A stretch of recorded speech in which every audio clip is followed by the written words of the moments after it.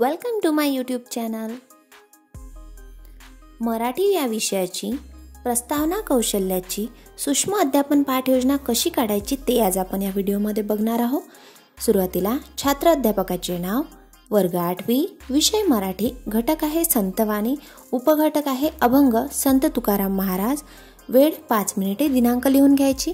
त्यानंतर शिक्षक कृती, विद्यार्थी कृती आणि उपकौशल्य। शिक्षक कृतीमध्ये पहिला मुद्दा येणार, शिक्षक विद्यार्थ्यांना घटकाची पुनरावृत्ती करून सांगतात। त्यानंतर विद्यार्थी कृतीमध्ये विद्यार्थी लक्षपूर्वक ऐकतात आणि उपकौशल्य येणार, विषयाशी सुसंगत। त्यानंतर शिक्षक कृतीमध्ये शिक्षक शिकवलेल्या भागावर प्रश्न विचारतात। विद्यार्थी कृतीमध्ये विद्यार्थी अपेक्षित उत्तरे देतात। त्यानंतर शिक्षक कृतीमध्ये पहिला प्रश्न, संत तुकाराम महाराजांच्या घरी कोणते धन आहे? विद्यार्थी उत्तर देणार, शब्दरूपी धन आहे। उपकौशल्य येणार, निम्न स्तर प्रश्न व सुस्पष्ट उच्चारण।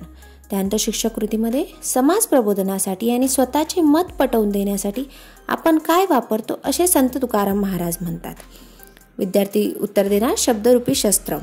त्यानंतर उपकौशल्यामध्ये निम्न स्तर प्रश्न आणि प्रश्न विचारण्याची पद्धती। त्यानंतर शिक्षक कृतीमध्ये शब्द हे आपल्या जीवनाचे काय आहे असे संत तुकाराम महाराज म्हणतात।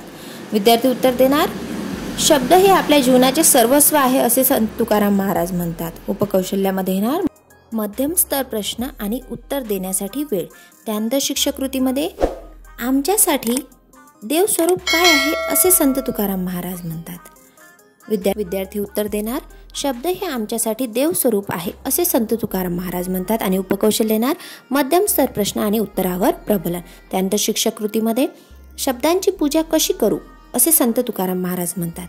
विद्यार्थी उत्तर देणार, शब्दांचा गौरव व सन्मान करून।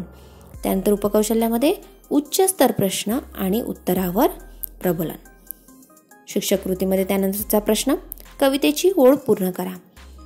शिक्षक एक ओळ विचारतात, शब्द वाटू रिकामी जागा जनवलं का?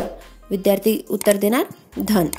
उपकौशल्य येणार, मध्यम स्तर प्रश्न आणि शेवटचा प्रश्न शिक्षक कृतीमध्ये शब्देची गौरव रिकामी जागा करू। विद्यार्थी कृतीमध्ये येणार, पूजा।